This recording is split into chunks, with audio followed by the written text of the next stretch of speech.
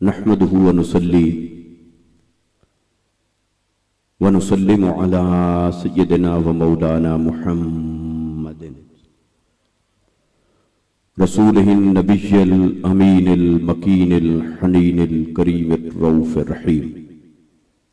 أما بعد،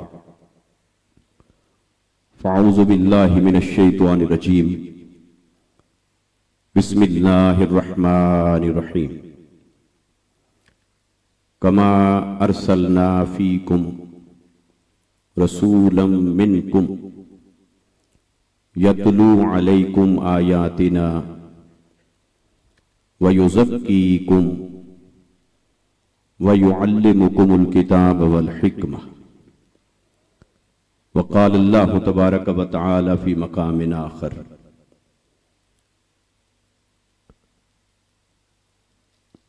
وَيُطَهِّرَكُمْ تَطْهِيرًا. صدق اللہ العظیم وصدق رسولہ النبی الکریم، وَنَحْنُ عَلَى ذَلِكَ لَمِنَ الشَّاهِدِينَ وَالشَّاكِرِينَ وَالْحَمْدُ لِلَّهِ رَبِّ الْعَالَمِينَ. میزبان مجلس حضرت قبلہ پیر طریقت صاحبزادہ سید خورشید الحسن شاہ صاحب گیلانی دامت برکاتکم العالیہ، معزز و محتشم استاذ العلماء محقق عصر حضرت قبلہ شاہ حسین گردیزی صاحب دامت برکاتکم العالیہ، معزز و محتشم سید السادات حضرت قبلہ پیر طریقت عثمان شاہ صاحب فیروزی دامت برکاتکم العالیہ، سادات گرامی قدر مشائخ عظام وارثان فیضان اولیاء صاحبان طریقت حاضرین و سامعین، وقت کے دامن میں جتنا گنجائش ہے اسے مد نظر رکھتے ہوئے چند کلمات اس نیت اور ارادے کے ساتھ کہ آل رسول صلی اللہ علیہ وسلم کا ذکر اور آل رسول کے سامنے یہ ان کی دعائیں برکات اور فیوزات حاصل کرنے کے لیے ہے، اور علماء کرام کی موجودگی میں مجھ ناقص کا چند کلمات عرض کرنا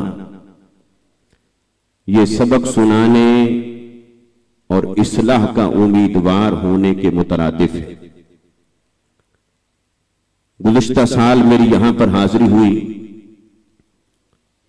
اور میں نے ایک موضوع پر چند کلمات عرض کیے تھے،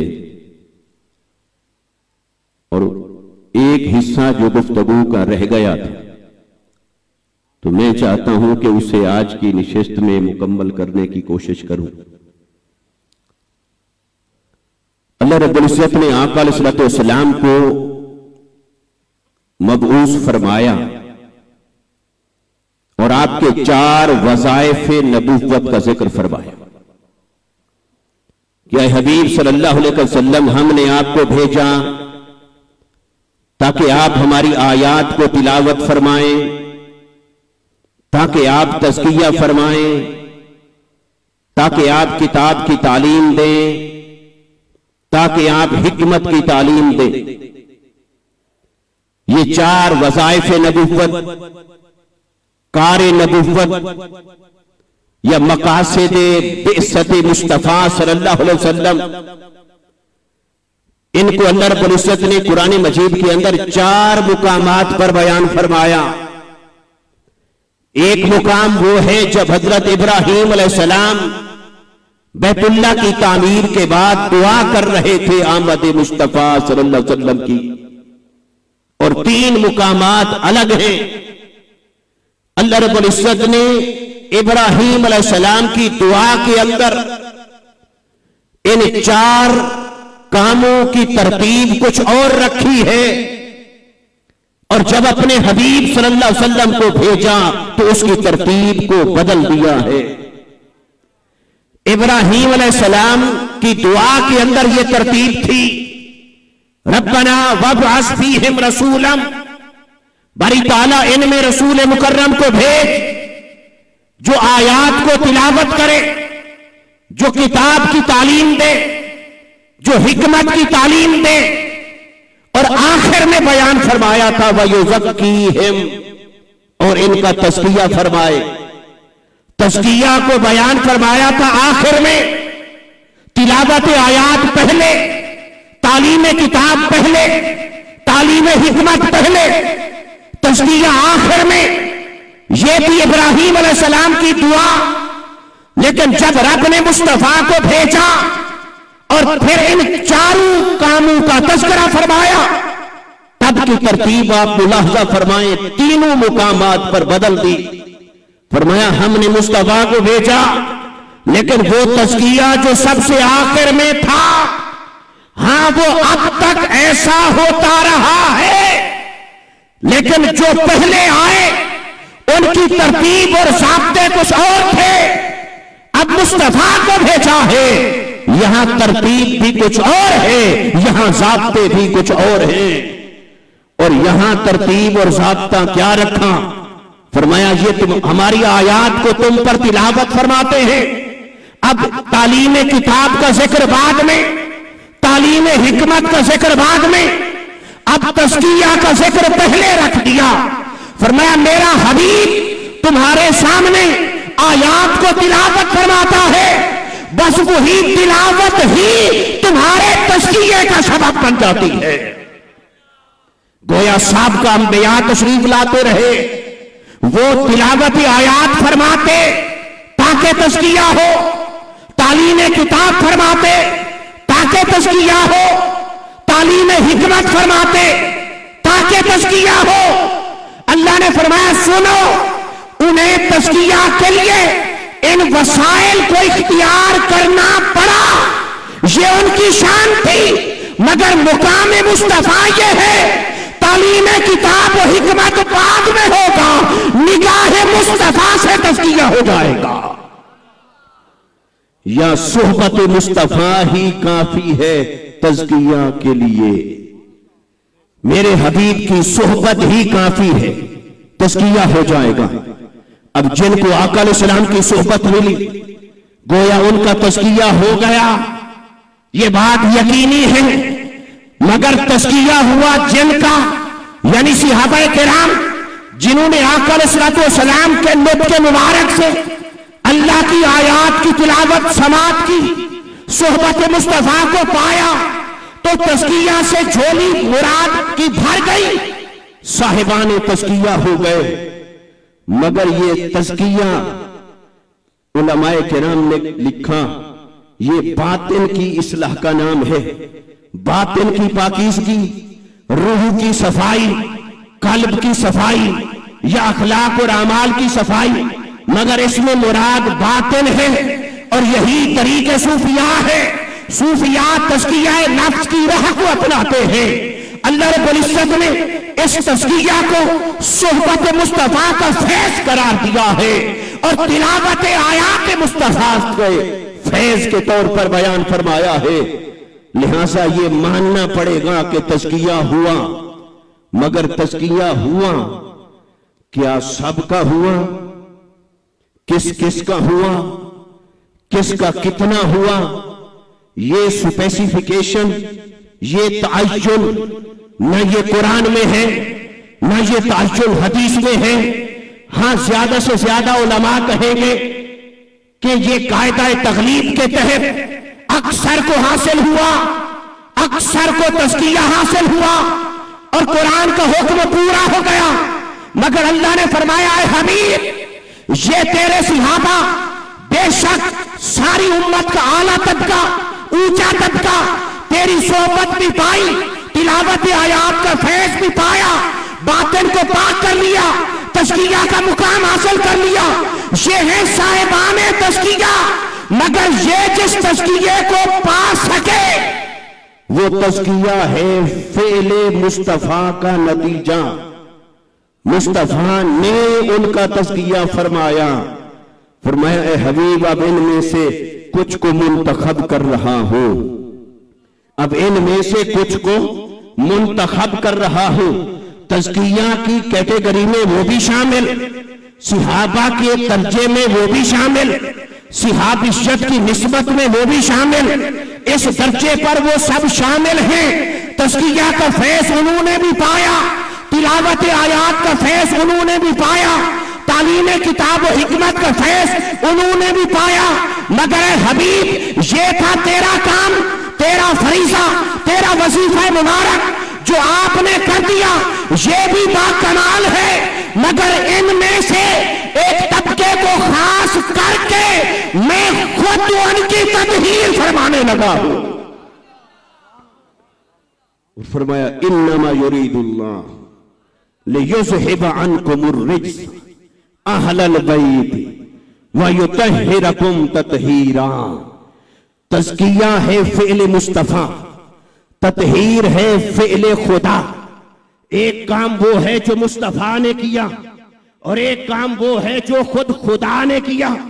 مصطفیٰ نے کیا تزکیہ اپنی صحبت میں بیٹھنے والوں کا، اپنی خدمت میں آ جانے والوں کا، ان کی نگاہیں بھی پاک کر دی، ان کے ظاہر بھی پاک کر دیے، باطن بھی پاک کر دیے، مگر وسائل کے ذریعے سے گویا انہیں پاکیزگی ملی باطریق کسب، محنت اور کمائی سے، مگر اللہ نے فرمایا کچھ کو میں پاکیزگی عطا کر رہا ہوں بطریق وہب، بس اپنی عطا سے ہی دے رہا ہوں۔ محنت چار چاند ضرور لگائے گی مگر اپنی عطا کے طور پر دے رہا ہوں۔ اب عقیدہ توحید کیا ہے؟ توحید کیا کہتی ہے؟ ایک ہے فعل مصطفیٰ اور ایک ہے فعل خدا۔ تو کس کا فعل بڑا ہوگا؟ کس کا فعل زیادہ پر اثر ہے؟ کس کا فعل دائمی ہے؟ کس کا فعل زیادہ پر تاثیر ہے؟ یہ تو علم الکلام کا اصول ہے، نہ کوئی خدا کی ذات کے برابر، نہ خدا کی صفت کے برابر، نہ خدا کے فعل کے برابر۔ تو مصطفیٰ کا فعل ہے کہ صحابہ کا تزکیہ فرمایا، اور خدا کا فعل ہے کہ اہل بیت مصطفیٰ کی تطہیر فرمائی ہے۔ ارے مصطفیٰ نے تزکیہ فرمایا اپنی شان اور استعداد کے لائق، اور خدا نے تطہیر فرمائی اپنی شان اور قدرت کے لائق۔ اب جن کا تزکیہ مصطفیٰ نے فرمایا ان جیسا تو امت میں کوئی اور نہ ہوا، تو جن کی تطہیر خدا نے فرمائی ان کی بات آئے تو کہیں عمل کرے گا تو مانیں گے، عمل نہیں ہوگا تو نہیں مانیں گے۔ وہاں لے کے آئے عمل کو، بھئی تزکیہ میں عمل تھا، کما ارسلنا فیکم میں عمل تھا، وہاں پر تعلیم کتاب میں عمل تھا، یہاں تو یہ سراسر عطا ہے۔ حتیٰ کہ اس آیت مبارکہ کے سیاق و سباق میں امہات المومنین کا تذکرہ ہے۔ اور مجھے یاد آ رہا ہے پچھلے سال کی نشست میں قبلہ شاہ صاحب نے یہ نکتہ بیان فرمایا تھا کہ امہات المومنین کا تذکرہ ہے مؤنث کے صیغوں کے ساتھ، مگر درمیان میں یہ آیت آئی، رب کا اسلوب بدل گیا، صیغہ بدل گیا، یہ صیغہ مذکر کا آ گیا۔ بے شک طہارت تزکیہ اس سے پہلے جن کا تذکرہ ہے ان کو بھی حاصل، اس کے بعد جن کا تذکرہ ہے ان کو بھی حاصل، مگر ہر ایک کا تزکیہ وہ بطریق کسب ہے، اور اہل بیت کا طہارت اور تزکیہ بطریق وہب الہی ہے۔ تو جب وہب الہی ہوا تو کسب میں تو کمی بیشی رہ سکتی ہے، جتنا پڑھے گا اتنے نمبر آئیں گے، جتنی محنت کرے گا اتنا مقام پائے گا، لیکن جب ایک شے ہو ہی عطا، اس میں کیا ڈھونڈیں گے کہ کمی رہ گئی، اس میں کیسے ڈھونڈیں گے کہ یہ کمی تھی لہٰذا تطہیر بھی کم ہوئی۔ ارے تطہیر جس کو عطا ہوئی وہ درجہ کمال کو پہنچی، تزکیہ جسے عطا ہوا، جس کی جتنا محنت تھی اتنا ملا، جتنا وفاداری تھی اتنا ملا۔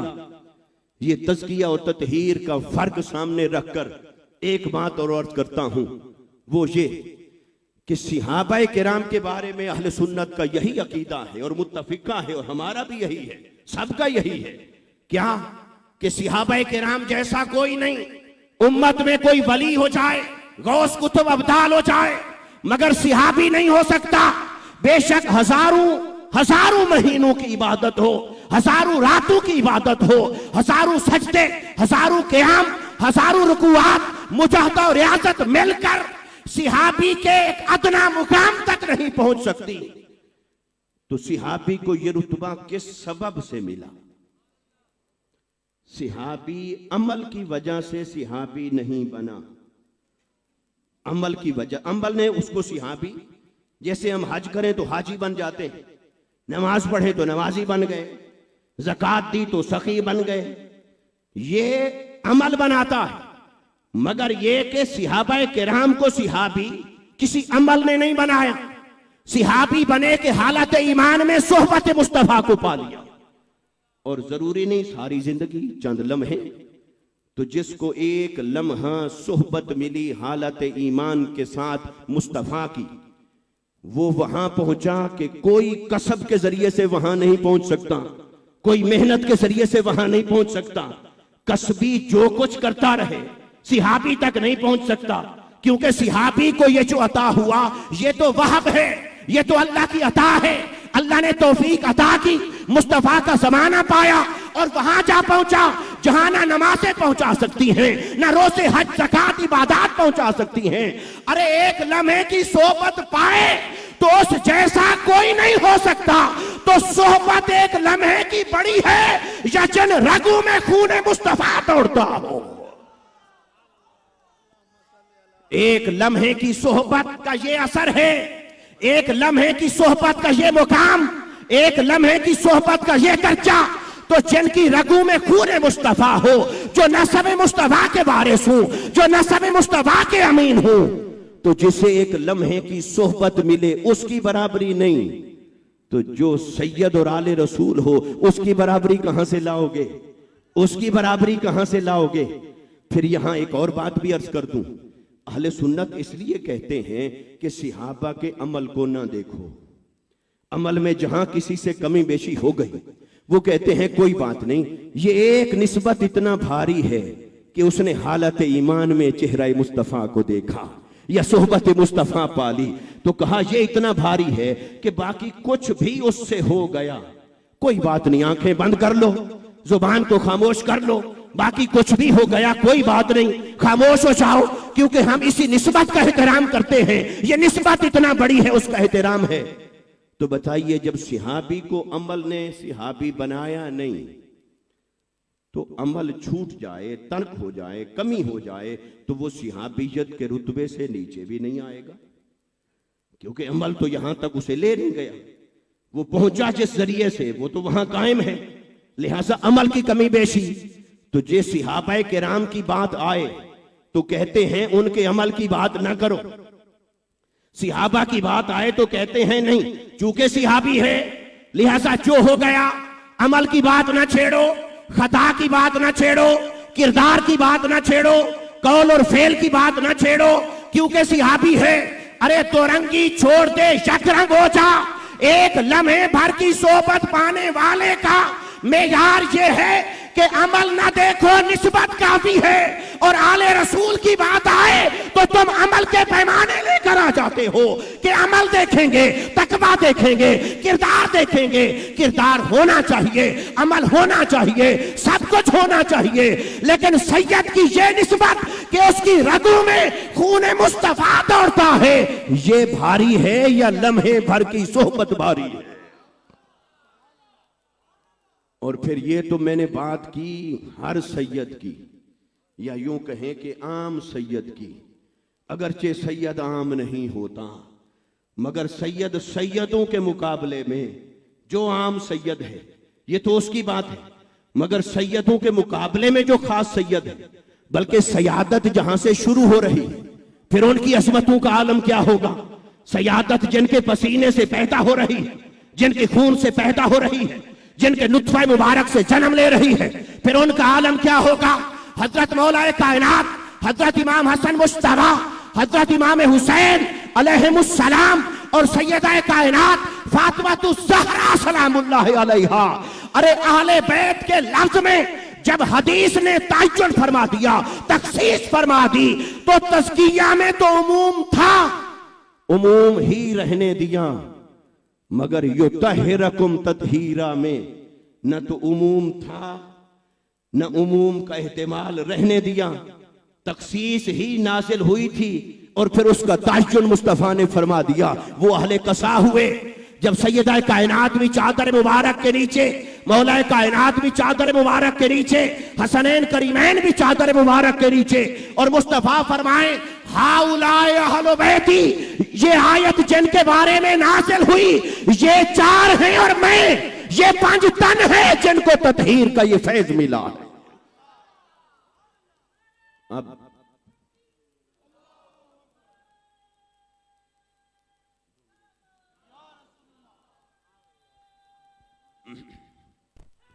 یا علی یا غوث، اب یہ جو نسبت ہے مصطفیٰ کے نسب مبارک کی، آیت مباہلہ اتری، اللہ نے فرمایا فَقُلْ تَعَالَوْا نَدْعُوا، حبیبی نے کہیے مناظرے کی بات ختم ہو گئی، مباہلہ ہوگا، آؤ میدان میں نکلو، ہم بلائیں گے اپنے بیٹے اور تم بلاؤ اپنے بیٹے۔ لفظ کیا آیا؟ ہم، کیا آیا؟ اور بیٹے، ہم بلائیں گے بیٹے، تو آیت تو رسول پر اتری، تو تقاضۂ کلام تو یہ تھا میں بلاؤں گا بیٹے، تم بلاؤ بیٹے، میں بلاؤں گا بیٹے۔ اگر ندعو میں اللہ کو کوئی شامل کرے تو پھر اللہ تو ابناءنا سے پاک ہے، وہ لم یلد ولم یولد ہے۔ بے شک جمع کے صیغے کئی مقامات پر اللہ اور اس کے رسول کے لیے آئے، اللہ اور اس کے رسول کے لیے جمع کے صیغے آئے، مگر یہاں اس کا تصور محال ہے، کیونکہ ابناءنا میں وہ شریک نہیں۔ ہم اپنے بیٹے بلائیں گے، تم اپنے بیٹے بلاؤ، چلو ہم کو بعد میں لیں، بیٹے کیا اللہ کو معلوم نہیں تھا کہ بیٹے تو ہیں نہیں، مصطفیٰ تو نواسوں کو لے کر جائیں گے، تو پھر نواسے کا لفظ ہی اتار دیتا۔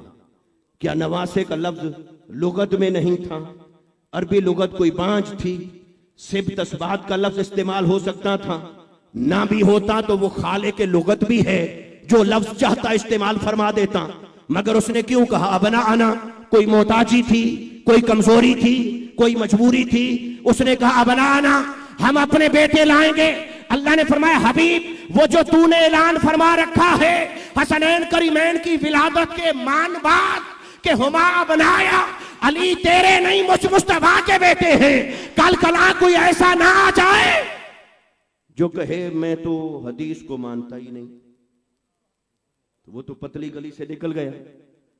کوئی کہے گا حدیث کو مانتا ہوں، بخاری میں آئے تب مانوں گا، کوئی کہے گا صحیح میں آئے پھر مانوں گا، اور سارے شرطیں پوری ہو جائیں وہ کہے گا نہیں فلاں راوی کمزور ہے، اس طریق سے آئی ہے تو یہاں ضعف ہے، یہاں اتصال نہیں۔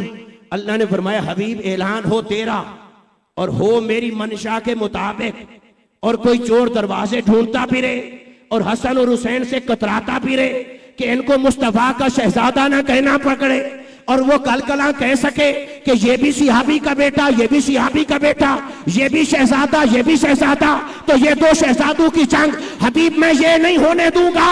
کوئی حسین کو برابر سرابر کرتا پھرے، یہ نہیں ہونے دوں گا۔ وہ جو آپ نے اعلان فرمایا ابنایا میرے بیٹے، میں ہر چور دروازہ بند کرنے کے لیے جبرائیل بھیجوں گا، وہی اتاروں گا، لفظ میرا ہوگا، عمل آپ کرنا، پتہ چلے حسن اور حسین مصطفیٰ کے بیٹے ہیں۔ نعرہ تکبیر، نعرہ رسالت، نعرہ حیدری، حیدر حیدر حیدر حیدر حیدر حیدر حیدر۔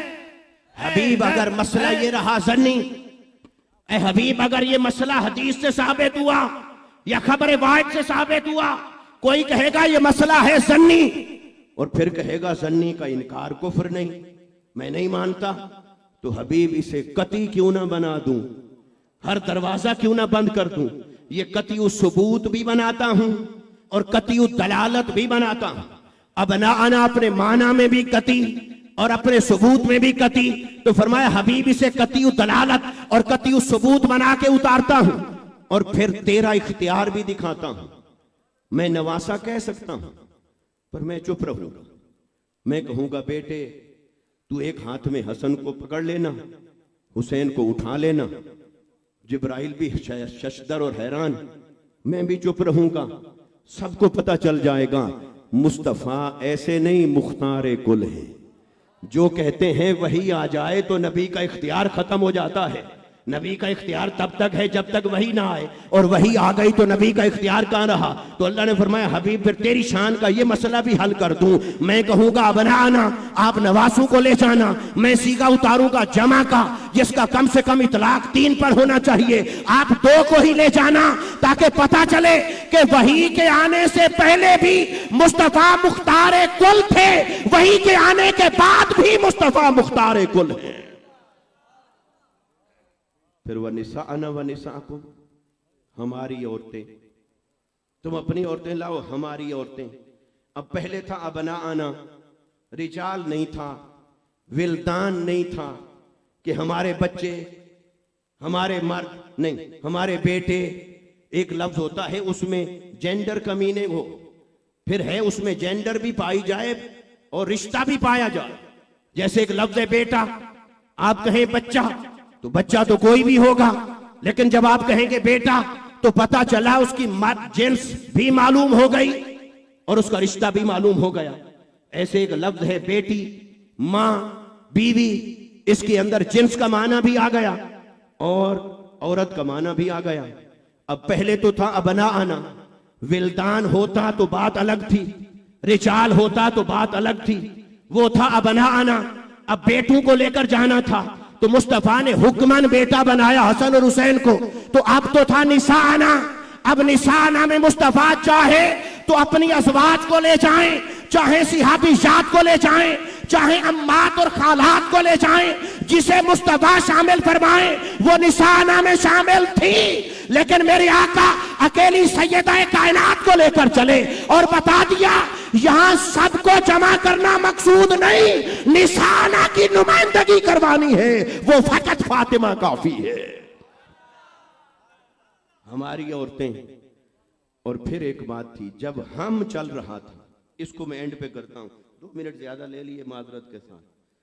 آخری نقطہ ہے وَأَنفُسَنَا وَأَنفُسَكُمْ. قرآن نے کہا تم خود آؤ ہم خود آئیں گے.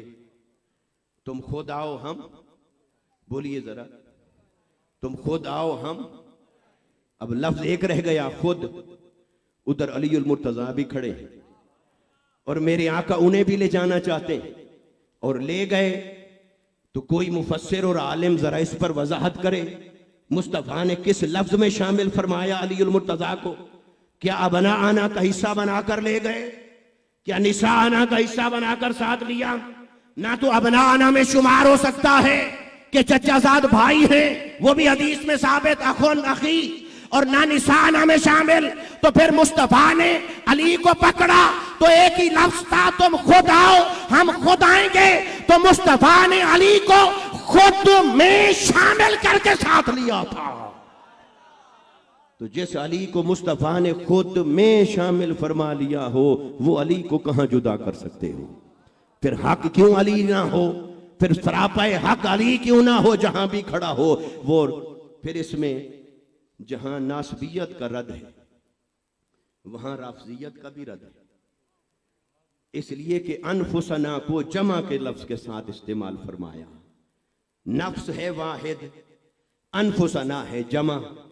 تو اگر صرف واحد ہوتا تو پھر کوئی عقیدہ بناتا بھی بس جو درجہ نبی کا ہے وہی درجہ علی کا ہے. اللہ نے فرمایا حبیب تیرے جیسا تو کوئی ہو نہیں سکتا، تیرے جیسا تو کوئی نہیں ہو سکتا، آپ تو میرے محبوب ہیں. تو انفسنا جمع کر کے پھر شامل فرمایا. تو پھر علی کو شامل کیا انفسنا میں. مگر اب جو بات میں نے ندعو سے شروع کی تھی، علی انفسنا میں پہنچ کر شامل نہیں ہوا مصطفیٰ کے ساتھ. ندعو کے جمع کے صیغے میں بھی علی شامل تھا. ہم بلائیں گے. ابناءنا میں جمع متکلم وہاں بھی علی شامل تھا. نساءنا میں جمع متکلم وہاں بھی علی شامل تھا. ابناءنا میں ایسوں کو لے جانا تھا کہ علی کی طرف منسوب کریں تو بیٹے لگے، اور مصطفیٰ کی طرف منسوب کریں تب بھی ابناء نہ رہیں، اور نساءنا میں بھی کسی ایسی یا ایسوں کو لے جانا تھا جن کی نسبت علی کی طرف بھی ہو سکے اور مصطفیٰ کی طرف بھی ہو سکے۔